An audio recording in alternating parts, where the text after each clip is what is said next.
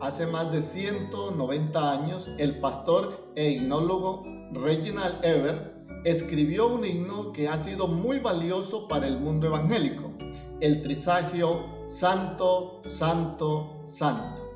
Este himno se ha entonado por miles de creyentes en todo el mundo durante muchos años. Lamentablemente, la forma en que viven y piensan muchos cristianos que han cantado este himno evidencia que no han entendido la santidad de Dios. Por eso, hoy quiero explicar un poco lo que es la santidad de Dios, los efectos que produce y la manera como se presenta. Primero, la definición de la santidad de Dios. La santidad de Dios es la suma de todas las excelencias morales, éticas y espirituales. Es pureza absoluta, sin la más leve sombra de pecado, como ya mencioné en el video pasado en 1 de Juan 1:5. Dios es luz y no hay ningunas tinieblas en él. La santidad es la hermosura de Dios. El Salmo 96:9, adorad a Jehová en la hermosura de la santidad. Cuando la Biblia dice que Dios es santo, básicamente significa que Dios está totalmente separado del pecado y todo lo que pueda contenerlo. El primer libro de Samuel, el capítulo 2, el verso 2, afirma: no hay santo como Jehová, porque no hay ninguno fuera de ti. Ser santo es ser otro, es ser diferente de forma especial. Dios está tan por encima y tan lejos de nosotros que no hay la más mínima posibilidad de contaminarse, pero está tan cerca de nosotros que nos imparte su santidad. Segundo, los efectos de la santidad de Dios. Quiero basarme en Isaías, el capítulo 6, para mostrar por lo menos 3 efectos de la santidad de Dios. Uno de ellos es que la santidad produce terror en el pecador. Isaías 6:5, entonces dije: ¡ay de mí, que soy muerto! Cuando Isaías vio y oyó a los serafines que daban voces diciendo: Santo, Santo, Santo, Jehová de los ejércitos, sintió un miedo espantoso que pensó en morir. Y es que el pecado avergüenza y produce miedo. Por eso Adán, cuando pecó, se escondió de la presencia de Dios. Judas, cuando entregó a Jesús, salió y se ahorcó.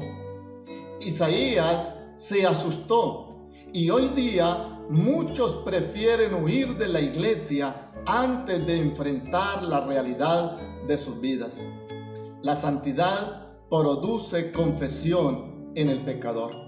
El verso 5 sigue diciendo: porque siendo hombre inmundo de labios y habitando en medio que tiene labios inmundos, mis ojos, dice, han visto al Rey Jehová de los ejércitos.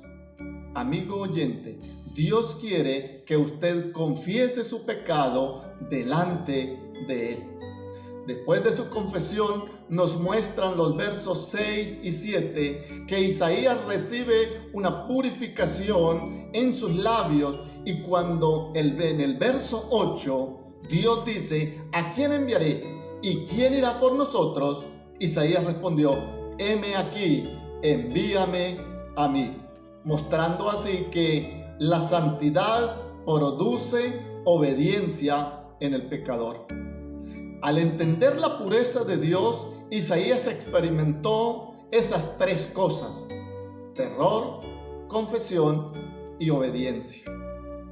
De tal manera que esta parte puedo concluirla diciendo que la santidad de Dios produce arrepentimiento en el pecador, ya que el terror, la confesión y la obediencia son evidencias de un verdadero arrepentimiento.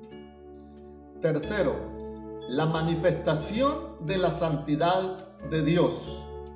Su santidad se manifiesta en la creación. La creación terrenal fue hecha en santidad. En el principio, Dios declaró que todo lo que había hecho era bueno en gran manera. Génesis 1:31. Nada que carezca de excelencia y de pureza puede venir de la mano de Dios. La santidad es la regla de todas sus acciones. La creación angelical fue hecha en santidad. Judas 1:6. Los ángeles que no guardaron su dignidad, sino que abandonaron su propia morada. Dios los creó perfectos. Ellos abandonaron su dignidad y por ende se convirtieron en ángeles caídos, en demonios. Incluso Satanás fue creado perfecto. Perfecto eras en todos tus caminos desde el día que fuiste creado hasta que se halló en ti maldad.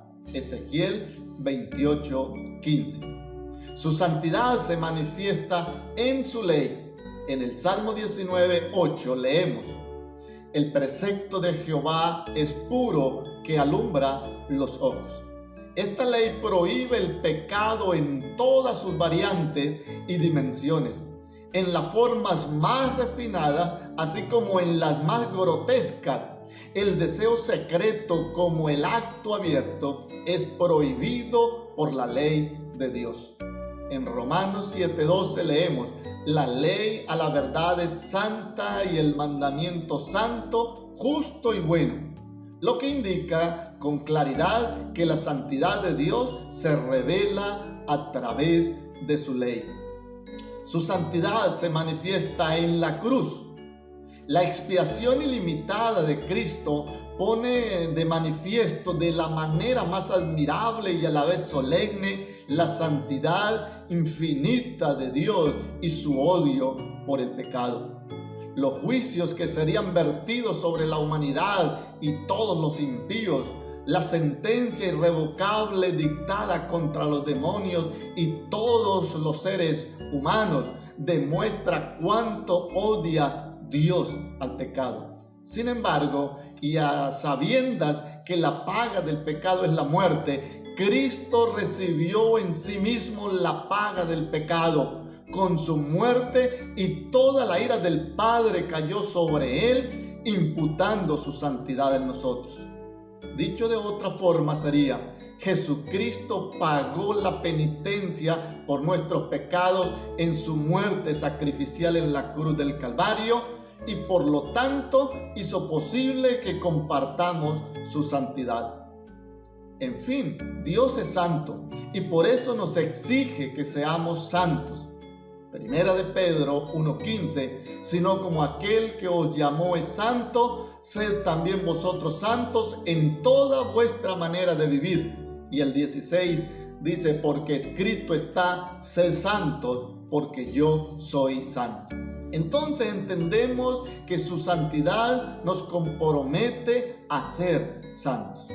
Apreciado hermano y amigo, ahora que usted conoce un poco más sobre la santidad de Dios, entenderá también la necesidad de vivir una vida de santidad, pues la Biblia dice que sin santidad nadie verá al Señor.